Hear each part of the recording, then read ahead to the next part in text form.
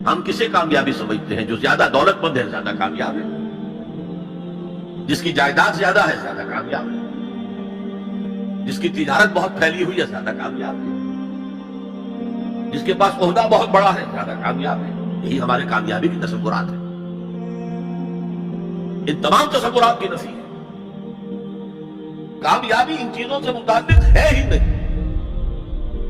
کامیابی تو ان چار چیزوں سے متعلق ہے: ایمان، عمل صالح، تواصی بالحق، تواصی بالصبر۔ یہ ہے تو کامیابی ہے، یہ نہیں ہے تو کوئی کامیابی نہیں۔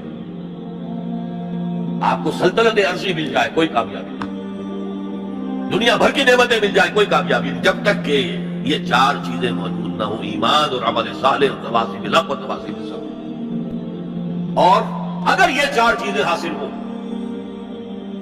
تو چاہے کوئی آپ کو جانتا بھی نہ ہو، چاہے آپ کسی کٹیا میں رہتے ہو، کوئی محل نہ ہو آپ کے پاس، چاہے آپ کو روکھی سوکھی بھی مشکل سے ملتی، آپ کامیاب ہیں۔ یہ ذہن میں رکھیے، معیار جب تک ہمارا یہ نہیں بنے گا ہم اسلام کے راستے پہ چل ہی نہیں سکتے۔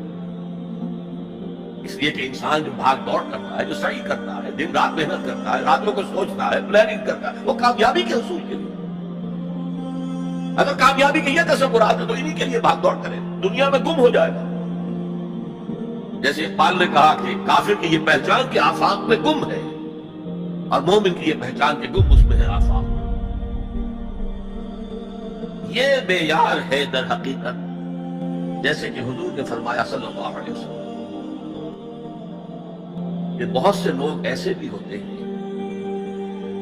جو اگر کسی محفل میں جانا چاہیں تو بار نہ پا سکے، انہیں اجازت ہی نہ ملے۔ اگر وہ کہیں رشتہ کرنا چاہے تو کوئی رشتہ نہ دے۔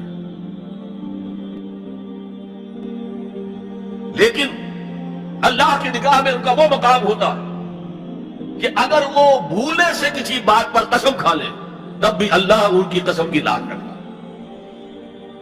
آپ سوچئے ابو ہریرہ کا کیا مقام تھا، ابو ذر کا کیا مقام تھا۔ حضور فرماتے ہیں صلی اللہ علیہ وسلم: من کان یسرہ ان ینظر الی زہد عیسیٰ فلینظر الی صاحب ابی ذر۔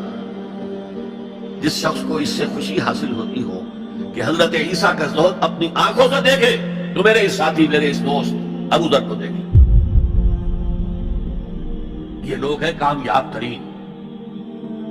حضرت علی کی جب شادی ہو رہی تھی حضرت فاطمہ سے رضی اللہ تعالی عنہما، ان کے پاس کوئی مکان نہیں تھا۔ ایک انصاری صحابی نے ایک حجرہ دیا ہے جس میں کہ وداع ہو کر حضرت فاطمہ نے، کوئی گھر نہیں تھا، فقراء صحابہ میں سے تھا، مہر دینے کے لیے کچھ نہیں تھا۔ حضور نے پوچھا کچھ ہے علی تمہارے پاس مہر دینے کے لیے؟ اس کے حضور کچھ نہیں میرے پاس۔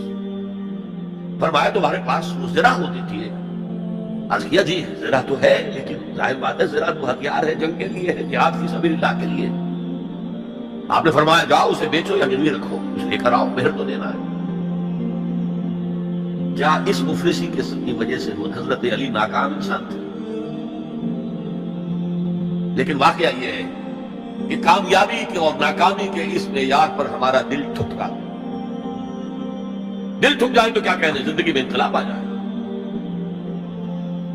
میں جو بات کہہ رہا ہوں دل گواہی دے گا کہ صحیح ہے، لیکن برا نہ مانے تو میں عرض کروں گا، قرآن مجید میں ایک آیت آئی ہے کہ اے محمد جو کچھ آپ کہہ رہے ہیں صلی اللہ علیہ وسلم، کوئی بات لگتی تو ٹھیک ہے، ان نظن الا ظنا وما نحن بمستيقنين، گمان سے تو ہوتا ہے جو آپ کہہ رہے ہیں ٹھیک ہے، ہمیں یقین نہیں ہوگا، اور یقین جب تک نہیں ہوگا وہ آپ کی زندگی پر وہ اثر انداز نہیں ہو سکتا۔ وہ معیار کہنے کو ہم کہتے ہیں ہمارا آخرت پر ایمان ہے، اور آخرت کی زندگی ابدی زندگی ہے، اصل زندگی آخرت کی زندگی ہے، وَإِنَّ الدَّارَ الْآخِرَةَ لَهِيَ الْحَيَوَانُ۔ لیکن ہماری بھاگ دوڑ، ہماری سعی و جہد، کہاں سے کہاں ہم جاتے ہیں اچھے کیریئرز کی تلاش میں، اور ایک ملک کے اندر بھی ادھر جاؤ ادھر جاؤ، ادھر جا کر کوئی تلاش کرو، ملک سے باہر بھی عرب ممالک میں جاؤ، یو اے ای میں جاؤ، امریکہ میں جاؤ، اور کتنی خبریں آتی، کتنے لوگ مرتے ہیں انلیگل امیگریشن کی وجہ سے، پورے جہاز ڈوب جاتے ہیں۔ انلیگل امیگریشن کس چیز کی تلاش میں؟ کیا اللہ یہاں رازق نہیں ہے، رزق نہیں دے سکتا؟ لیکن یہ کامیابی کی زندگی، جس میں چمک ہو دمک ہو.